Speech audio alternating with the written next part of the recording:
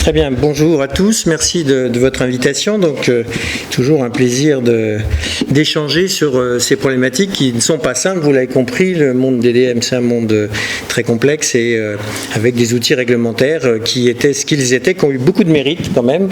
Moi j'ai connu les dispositifs médicaux avant le marquage chez eux, dans les hôpitaux, comme pharmacien hospitalier il y a de longues années de ça, mais qui a montré évidemment ses limites, d'où ce nouveau règlement donc, qui vient en grande partie de vous être présenté.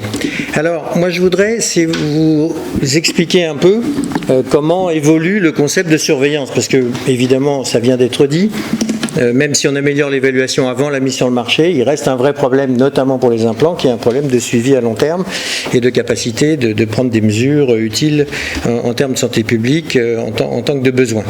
Alors, c'est le travail des autorités nationales, des autorités sanitaires. Donc, ces réglementations nouvelle approche, ça a été dit. Donc, en fait, elles confient à chaque autorité de chaque pays, en subsidiarité, donc un certain nombre de missions. Alors, la première, c'est évidemment de désigner et de surveiller les fameux organismes notifiés qui font, eux, le travail de certification de conformité, qu'on ne fait pas nous-mêmes. Nos ressources sont concentrées donc, sur le suivi de ces organismes et, par ailleurs, sur les autorisations d'essais cliniques et enfin sur la surveillance du marché, qui est notre mission propre, qui est évidemment la plus importante et la plus complexe. Et pour ce qui est de la France, donc, c'est la même autorité qui exerce l'ensemble de ces missions, en l'occurrence la NSM. Alors, le concept de surveillance, donc, il recouvre à la fois les activités dites de vigilance. Alors, on aime bien donner des petits noms à nos vigilances. Donc, on dit la matériaux-vigilance en France. Enfin, il n'y a qu'en France et en Belgique qu'on dit ça. Il y a la réactovigilance pour les réactifs de laboratoire. Donc, ça, c'est quelque chose qui est relativement bien connu. Et puis, les activités par les autorités de contrôle du marché en tant que de besoin. Donc, soit en contrôle sur dossier, une partie de documentation technique d'un fabricant, suite à une problématique qu'on a identifiée, ou de questions que l'on se pose. Ça peut être sur site, ça s'appelle des inspections par les autorités chez les fabricants, ou bien des contrôles en laboratoire, ça c'est moins fréquent parce que c'est toujours un peu compliqué d'avoir des équipements très spécialisés, je ne sais pas, pour tester un simulateur cardiaque ou d'autres choses. Et puis ces contrôles sont à la fois réactifs, c'est-à-dire évidemment il y a beaucoup d'informations qui circulent, de plus en plus, y compris sur les réseaux sociaux, ce qui ne nous simplifie pas la vie, mais qui donne des sources d'informations aussi intéressantes. Et à partir de ces informations, de prioriser et de décider de nous saisir de telle ou telle problématique, sachant que évidemment on a un sujet de priorisation parce que le secteur est immense et que on doit prioriser nos actions faute évidemment de ressources, puisque nos ressources seraient un puits sans fond pour les deniers publics si on voulait tout traiter de la même façon. Et on fait aussi du proactif, ça c'est quelque chose qui n'est pas assez développé, on est parmi les seuls en Europe à faire ça, de façon à aller regarder ce qui se passe réellement pour une catégorie de produits donnés dans les conditions dans lesquelles la réglementation est appliquée, et ce qui permet d'avoir un retour possible d'informations vers les organismes notifiés et vers nos collègues des pays voisins. Toutes ces activités, évidemment, ont comme corollaire le fait que l'agence, son directeur général, a des pouvoirs importants qui sont dans le droit national, mais qui sont conférés aussi par les textes européens, c'est-à-dire des pouvoirs de demander des mises en conformité, de suspendre ou d'interdire des produits, notamment pour des produits identifiés comme à risque important. Donc on appelle ça des clauses de sauvegarde en vocabulaire européen.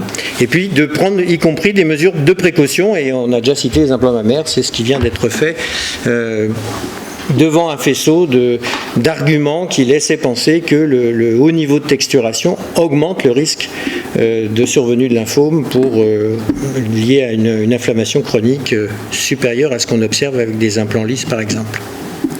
Alors, comme cela vous a été dit, ces réglementations récentes ont conduit à un bilan très approfondi et il se trouve que l'agence française a contribué très largement à ce bilan. Ensuite, la Commission européenne a fait des propositions, ça remonte à quelques années, une longue négociation dans laquelle on a porté beaucoup de sujets au niveau de la délégation française et qui ont abouti aux deux règlements dont on vous a parlé. Alors du coup, je me suis dit que ce qui serait bien, c'est d'essayer de vous expliquer qu'est-ce qui va pouvoir évoluer en termes de qualité de la surveillance dans ce nouveau cadre européen. Alors, surveiller le marché, c'est d'abord le connaître. Évidemment, on continue de s'écharper à savoir s'il y a 800 000, 3 millions de dispositifs sur le marché. Donc, c'est terminé. Cécile Vaugelade vous l'a dit. Donc, on ouvrira dans un an donc une base d'accès public, le nouvel EDAMED.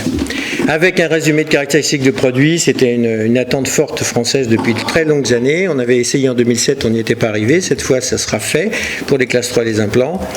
Et puis, pour connaître le marché, c'est aussi savoir comment les produits sont évalués, et donc c'est ce qui nous a conduit dans la négociation avec beaucoup de difficultés.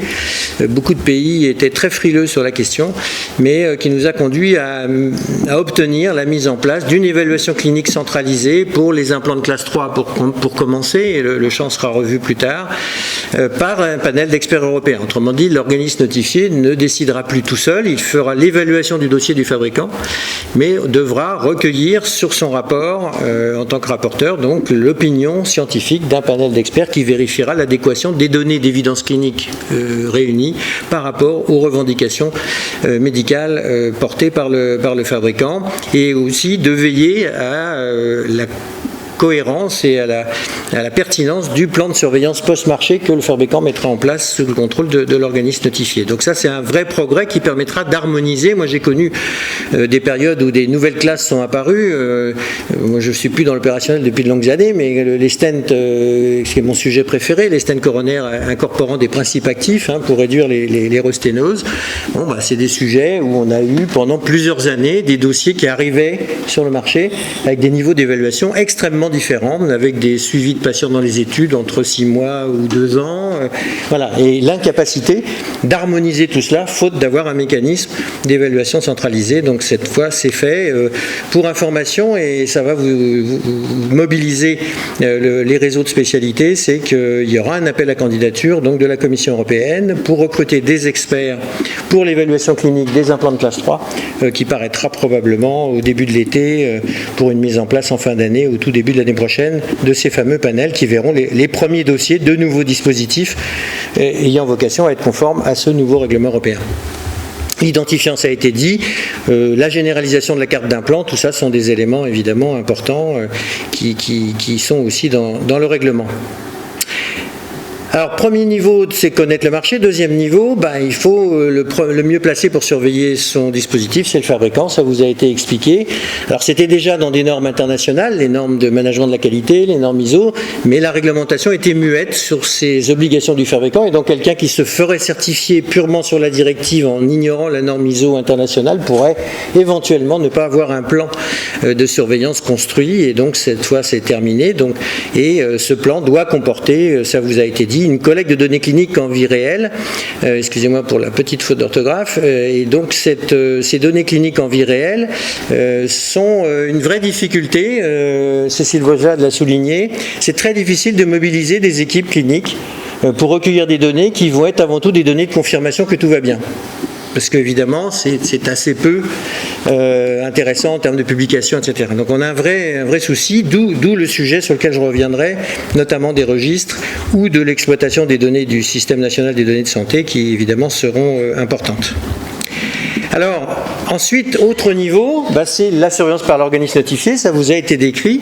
Donc ces organismes sont des contrôleurs, et donc ils auditent périodiquement les fabricants de façon annuelle, et ces organismes ont été renforcés. Donc on est en train tous de les redésigner sur des critères de compétences à la fois techniques et cliniques, et ils vont donc pouvoir œuvrer, et ils sont évalués au niveau européen. C'est-à-dire, on n'est plus chacun chez soi, où je m'occupe de l'organisme notifié français au niveau de l'agence française, mais on a des équipes d'experts européens qui sont en train de vérifier les compétences et les procédures de travail de ces organismes notifiés.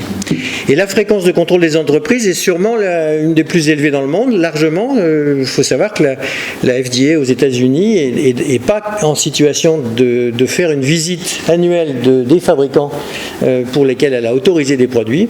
Et donc, ils sont en train d'ailleurs, pour les visites de suivi, de faire appel à des systèmes de reconnaissance avec des audits faits dans d'autres pays, y compris par des organismes notifiés européens. Donc ça, c'est vraiment une force du système, ce suivi annuel qui va être renforcé avec la supervision des résumés périodiques de sécurité sur lesquels je vais revenir par exemple. Alors, dernier niveau de contrôle et de surveillance, c'est la surveillance directement par les autorités. Ben ça ne change pas. On garde nos missions essentielles de pouvoir intervenir de façon réactive ou proactive, mais avec une nouveauté qui est une approche coordonnée. C'est-à-dire qu'on n'est plus dans la subsidiarité.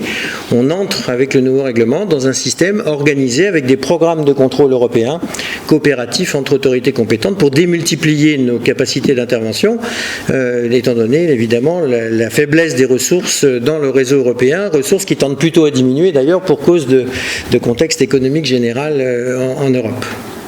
Et la vigilance elle-même se trouve renforcée, ça, je n'y reviens pas, mais la base de données, enfin, il faut savoir quand même qu'aujourd'hui encore, mes collègues qui font de la vigilance reçoivent un incident grave sur un dispositif, ils sont dans l'incapacité de savoir si ça s'est déjà observé ailleurs. Ils peuvent regarder si ça s'est passé déjà en France. Mais ailleurs, il faut demander aux fabricants, il faut appeler les collègues européens. Donc pour la première fois, on aura une base européenne des incidents. Et cette base comportera pour les produits de classe 3, et donc notamment les implants, on aura des résumés périodiques de sécurité. Leur petit acronyme anglo-saxon, c'est PSUR, c'est connu dans le monde du médicament, et on a porté l'introduction des PSUR de façon à ce que annuellement les fabricants puissent mettre à jour la synthèse totale des données acquises sur leur dispositif. L'organisme notifié vérifiera que l'évolution des données acquises ne remet pas en cause le bénéfice-risque initial, et les autorités auront un accès direct dans la base de données au dernier PSUR disponible. Donc vous aurez un incident, vous regardez s'il y en a dans d'autres pays, et en plus vous regardez si le sujet est déjà sous contrôle ou si c'est un élément nouveau qu'il faut investiguer immédiatement. Je voulais juste signaler qu'on vous a dit beaucoup de choses sur le nouveau règlement, et encore, on aurait pu vous en dire beaucoup plus. Il y a beaucoup de choses nouvelles dans l'adaptation à l'état de l'art, la cybersécurité, l'attention apportée aux particules, les produits de dégradation, notamment pour les implants, enfin beaucoup de choses, les substances dangereuses, CMR et perturbateurs, je vous en passe, quelques reclassifications. Mais il y a beaucoup de choses, mais il y a aussi quelques occasions manquées. Donc on veut toujours faire valoir que, en termes d'évaluation clinique centralisée, on est très satisfait d'avoir obtenu ce mécanisme qui va se mettre en place. En même temps, son champ, tout le monde se passionne pour les implants de classe 3, bien sûr, les plus hauts risques, tout ça est formidable. Il y a plein de sujets intéressants en termes d'évaluation bénéfice-risque, avec notamment des dispositifs à visée thérapeutique de médecine interventionnelle, par exemple, qui pourraient être très intéressants d'évaluer à ce niveau. Donc ce champ, il faudra le revoir. La procédure aussi, puisqu'on a mis, comme toujours, un certain nombre de bémols dans le déroulé de la procédure. Enfin, vous savez que les négociations amènent toujours à un peu de complications. Donc, en tout cas, le principe, il est acté, c'est l'essentiel. Il faudra très probablement, et le règlement prévoit qu'on revoie cette procédure et le fonctionnement des panels d'experts européens au plus tard en 2024. Deuxième occasion, alors l'occasion manquée, elle n'est que partiellement manquée celle-là, mais quand même, le débat, on est obligé de se cantonner sur les classes de risque traditionnelles, et c'était pas le bon curseur probablement. Par contre, une vraie occasion manquée, c'était la proposition d'extension de l'activité de l'Agence européenne des médicaments, de l'EMA, qui a été rejetée, alors on peut le comprendre de la part peut-être de l'industrie européenne à l'époque, mais qui a été rejetée aussi par la majorité des États membres. Et on était parmi les seuls à soutenir cette hypothèse qui était quand même de bon sens, puisqu'on devait à terme développer l'expertise, la mettre en commun au niveau européen. C'est exactement le boulot de l'agence IME.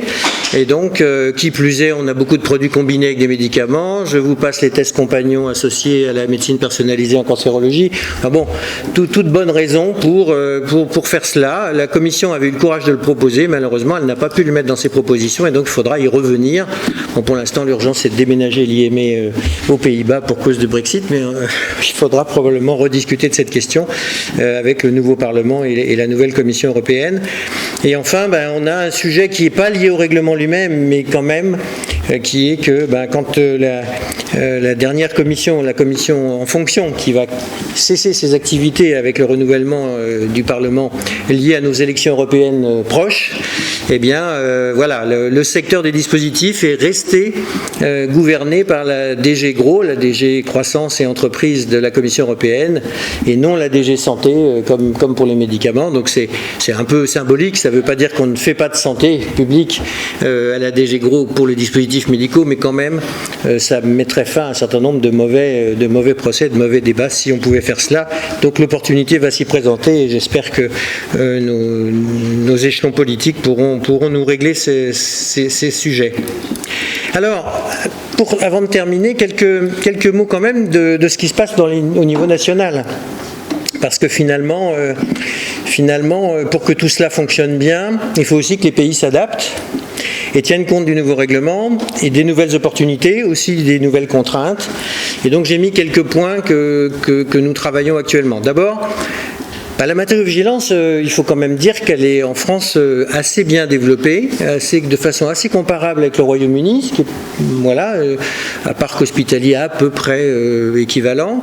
On a une structure de signalement que nous recevons qui est assez comparable. Voilà, donc on pourrait se dire que tout cela est bien. Et en même temps, la matériovigilance n'a pas encore la maturité de la pharmacovigilance et de son organisation très structurée. Et donc la question du développement de l'échelon régional qui est en cours de généralisation dans toutes les régions cette année, était vraiment un challenge important pour faciliter, pour rompre l'isolement des correspondants locaux de vigilance des établissements de santé qui sont isolés. Et l'agence est clairement dans l'incapacité de gérer un tel réseau de 2 correspondants par établissement de santé. Donc il nous faut absolument cet échelon régional. Et puis la plus grande participation des professionnels et des patients, le règlement européen l'appelle.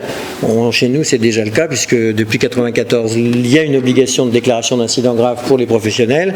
Et puis pour les patients, il y a maintenant le portail de signalement qui est sur le site du ministère. Donc tout cela, on n'a pas forcément énormément à faire, si ce n'est encore beaucoup de pédagogie, et bien évidemment. Le deuxième sujet, c'est, et le règlement incite les États membres, il ne peut pas le régler, les règlements européens ne peuvent que traiter de sujets qui sont de l'échelon européen dans le traité européen. Voilà, donc tout ce qui relève du système de santé, de son organisation, de l'exercice des professionnels est hors sujet. Et donc il y a des incitations. Alors il y a une incitation à développer les registres. Il se trouve qu'on s'y était attelé déjà depuis un moment, constatant la faiblesse des développements en France par rapport, malgré les efforts, je pense en orthopédie, etc., dont on a souvent discuté avec les représentants de plusieurs spécialités. On s'y est attelé et on a, en partenariat avec la Fédération des spécialités médicales, facilité la création d'un outil générique permettant d'être paramétré pour différentes spécialités. L'idée étant qu'au décours de registres de spécialités, de pouvoir intégrer des informations sur les DM utilisés dans un certain nombre d'actes médicaux qui pourraient, en tant que de besoin, nous permettre d'accéder, nous, autorités, à un instant T, devant une problématique qui apparaît, d'accéder rapidement à des données consolidées dans ces mêmes registres. Et donc ça, c'est en cours de déploiement, on en est très content. Et puis il y a encore plus globalement, on a expérimenté à l'agence, puisque vous savez que la NSM a été la première à avoir un accès possible au SNIRAM, aux données de l'assurance maladie. Donc on a développé, j'ai eu le plaisir aux côtés de Mahmoud Zurek à l'agence de participer aux premières études épidémiologiques sur les produits de santé, y compris sur des dispositifs médicaux, avec une étude sur des prothèses de hanche, une étude sur le dispositif de contraception permanente dit ESSURE, etc., qui ont été publiées, les études qui ont été publiées dans de très grands journaux internationaux. Et ça, l'approche épidémiologique, c'est vraiment quelque chose de majeur quand on a une problématique, de pouvoir aller regarder la réalité de ce qui se passe dans le SNDS. Alors évidemment, aujourd'hui, on est un peu limité, puisque on ne peut pas tracer tous les dispositifs médicaux, ne serait-ce que tous les implants dans le SNDS. Beaucoup ne sont tracés que par leur code de remboursement, dit code LPP, qui sont souvent génériques, mais tout cela va se régler avec l'intégration alors excusez-moi, j'ai mis l'UDI, alors c'est l'IUD en français et le UDI en anglais. Et enfin, il reste encore probablement à développer de la formation pour les professionnels de santé sur les dispositifs médicaux, sur leur régulation, sur l'accès à l'information les concernant. Et pour ce qui nous concerne à l'agence, de continuer d'essayer de resserrer les liens avec les spécialités, les professionnels évidemment, et aussi les patients qui sont de plus en plus demandeurs de participer et de comprendre nos modes de décision.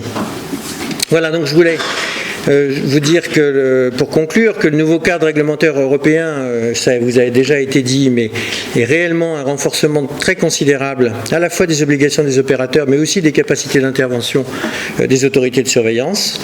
la totale subsidiarité historique, hein, où on disait, bon ben voilà, les fabricants ont des organismes notifiés, mettent sur le marché, vous les autorités, regardez ce qui se passe chez vous et réglez vos problèmes. On est rentré maintenant dans une ère de coopération, de coordination, et avec pour la première fois une vraie instance de gouvernance, et donc on a ce qu'on appelle un groupe de coordination, le GCDM, groupe de coordination des dispositifs médicaux, où il y a un représentant officiel de chaque pays, et j'ai l'honneur et le plaisir d'être le représentant actuel français, et donc où on est en train de mettre au point, si je puis dire, tous les détails de mise en œuvre de ce règlement qui va devenir obligatoire pour tout le monde l'année prochaine. Donc les premiers effets sont attendus dans 1 an avec les premiers produits, les premiers résumés de caractéristiques et les premières opinions sur l'évaluation clinique d'un certain nombre d'implants. L'ensemble du marché, néanmoins, va être évalué. Donc ça veut dire qu'au-delà des premiers produits nouveaux, il y a toute une mécanique de réévaluation de tous les dossiers, d'implants notamment, mais pas uniquement, qui va s'échelonner au fur et à mesure des dates d'expiration des certificats de conformité actuels, et tout ça se terminera au plus tard pour quelques produits en 2024. Donc vous voyez que c'est un énorme chantier, mais qui est évidemment très très important, avec la particularité, c'est qu'on va devoir, pour des implants actuellement sur le marché, devoir les recertifier. Alors on ne pourra pas, contrairement à ce que dit le nouveau règlement, leur imposer un essai clinique. On ne va pas remettre en essai clinique tous les implants existants, ce serait une folie, voire même poserait éventuelle problème éthique. Mais par contre, on va devoir reposer pour un certain nombre d'implants qui n'avaient pas eu historiquement un véritable essai clinique avant de mise sur le marché, on va devoir se reposer sur la qualité des données acquises post-marché via des registres, des études de suivi post-marché, etc. Voilà, puis dernier élément, évidemment le réseau européen est très mobilisé au niveau des autorités pour mettre en œuvre tout cela, et pour ce qui nous concerne et ce qui concerne la France, qui a beaucoup, encore une fois, apporté de sujets dans ce nouveau règlement, eh bien, on va continuer d'occuper notre place dans le concert européen au bénéfice des patients. Je vous remercie pour votre attention.